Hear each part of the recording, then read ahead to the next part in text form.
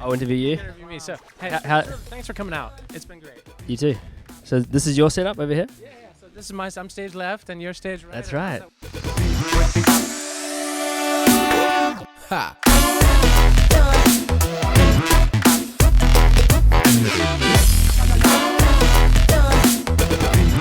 So you don't have a ton of horn parts in your tracks, but you're touring with a sax player as one of your 5 dudes. Why was that choice made?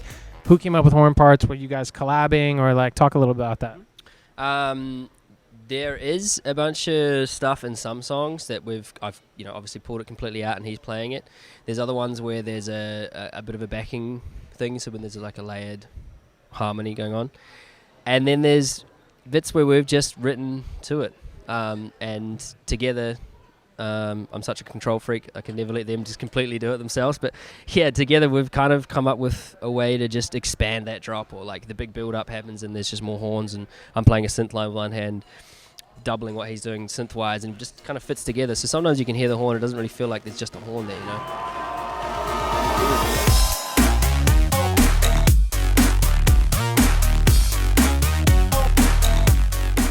So over here I've got my world. It's kind of based around this guy. You're not going to hear any of it, but I have sounds on here that I can just jump through. And then on the last page I have, when we stop in the set, I can jump to different parts of the set, different songs. So I can stop it and hit that, and then it will start from that bit. So we go to that track. Okay. Whereas these are like various things like stabs, vocal part, a little weird wobbly thing, and they've all kind of got different effects on them. And on this part here, these are all the different tracks that I play the synth on. It's not all the tracks in the set, but as I go through, so A is Diva on 1, Clumpy, Hero, Fizzle Tickler, Swing Break, Source. As it goes through, B goes to the next line of things. Okay. And what will happen is, say on this one here, the pads are these. And this here is like a filter kind of thing. Flinked from that octave up is the Diva synth with this kind of leady thing. The middle part here has got all the different bass noises, and they're running off a sampler because they're side chained and affected. And down the bottom here is this top kind of lead thing that I play at one point in the track. The top lead's on the bottom. Because I have to play this lead thing at the same time, so I've got two of my hands going. But then as I'm affecting this is like a filter volume macro kind of thing, and then there's also opening the filter of the synth. It affects these sounds as well. So I have it kind of set up so that I only have 2 controls of that, but it also affects all the different things in different weird ways that I play. So it makes it really simple to be like, yeah, so it makes it really simple. I can just be like, there's Diva, cool, I know that if I do that while I'm playing that one, it's affecting that part of that. I'm never playing that same bass sound at the same time as that, so it doesn't matter. Right. And then I just got to remember which sounds are what. And the cool thing about this controller is you can just color your pads, which is, nice. I would be completely screwed otherwise, because I don't remember what page I'm on if I'm just looking at a blank thing. So I just jump through and... You kind of have the color patterns memorized as much as anything. Absolutely. Stuff, right? Well, actually, the way I name my tracks, and also kind of album-wise for covers and things like that, I kind of see it as like, I don't see like this, was it synesthesia or something? That's the word. Yeah. I don't see color, but when I really think about it, I do. Kind of associate it. So all these sounds have that kind of tone, and that's how I don't have any trouble remembering what's what. That's awesome. Yeah. And then this is all triggering. Yeah. So it comes off here. So you'll see them all hitting on there. So there's the first channel on that. There is, yeah, a bunch of sounds on a what's this one? This is like a drum rack with a shitload of sounds in the side there. So all the little pads up here come off that drum rack. Then all the different synths here, as I switch through these, you'll see the next channel come up, and then the next synth goes on there, and then the next one is on there.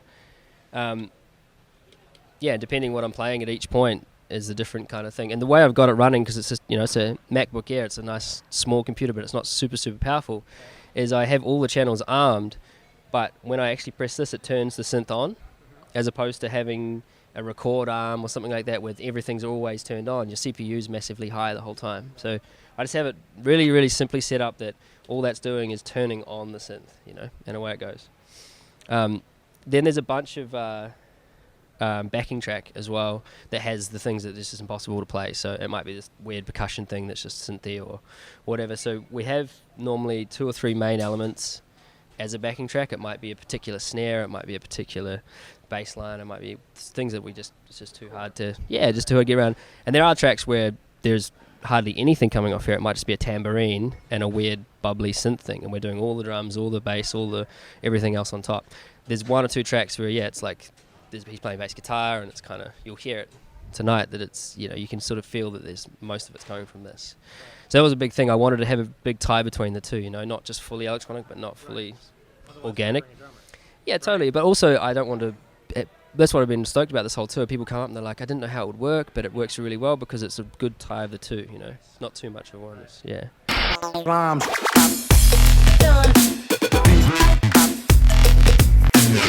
Then this is just a shitload of samples. Same idea with each track.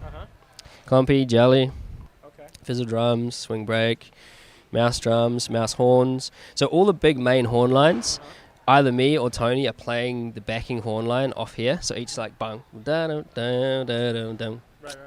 We've got to be on time. So it's kind of cool because we can feed off the horn player while he's playing the actual horn line on top of that too, and he does little solo bits around it. So it kind of gives it a nice sort of dynamic on stage, So that's kind of half of what I was thinking about. I didn't want to just get too technical because people don't, I'm playing, most of the things I'm playing, people can see that that's kind of the thing I'm doing. Because I find it sometimes when people are playing live, they can just get lost in the kind of geeky part of it, and the crowd's like, what the fuck are you doing, So, yeah, so this is not synced to anything, it's just audio coming straight out, so you just got to be in time, which is a challenge. It's good. Yeah. Chops. Yeah. And then what about your other guys? Yeah. So he's got a similar vibe, and yeah, they're both live. Oh, okay. So his doesn't actually ever play. We've got, I think, 10 different. Is it 1, 2, 3, 4, 5, 6, 7, 8 guitar rigs that are turned on and off by this thing here. Same idea as what I had going on my keyboard. That turns the guitar rig on. The tracks are already all armed, and away he goes. So he just knows exactly which one to press for which track. He's got his guitar going. Super lush sounds all the way to full on dirty rinse out rock and roll. The same idea on here. He's got samples coming off his pads. Then he's got keys, different tracks going on there, different effects on those things. Again, the same thing up here. He's got the samples coming off his drum machine, different tracks, mouse trap. And the cool thing about it is we're always on stage, us two and the drummer, and sometimes the sax player and the vocalist go on and off, but it's kind of cool because we're all always trying to mash together the kind of main part of each track, so it's a good challenge that, if we stop playing, it sounds completely retarded.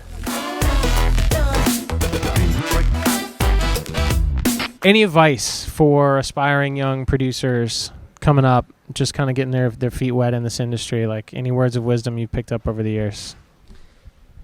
The biggest thing I think is always just to do what you want to do. There's no rules, and people will tell you how to do things or the way that it's been done. And even what I'm doing, I had a friend come and try and show me these really complex ways that could be done, and I've just figured out a really simple way that worked for me. And it might come across as simple, but it just works perfectly, and it's live as it is. But musically and everything, just if it feels really good to yourself, just do it. Like, it doesn't matter if it's not what other people think should be there or the way it's done. I think that'll stand out and it'll go further. Yeah. Thank you. Thanks so much, man. For real. We're gonna kill it tonight. Again, Pyramind here with Opiuo. Have a great set, brother. Thanks.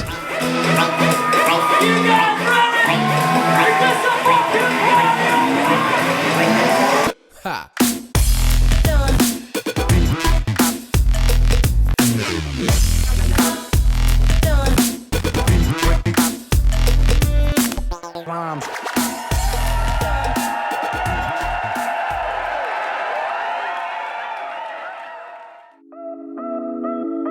Pyramind is the premier center for training in music and audio production.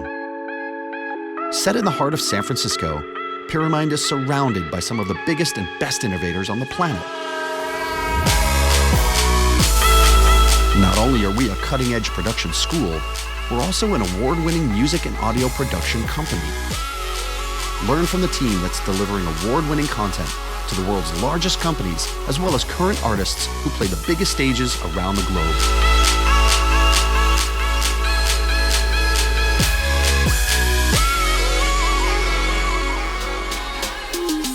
Our community events put you in touch with the vibrant local music scene, as well as touring DJs and producers, workshops, internships, and guest lecturers.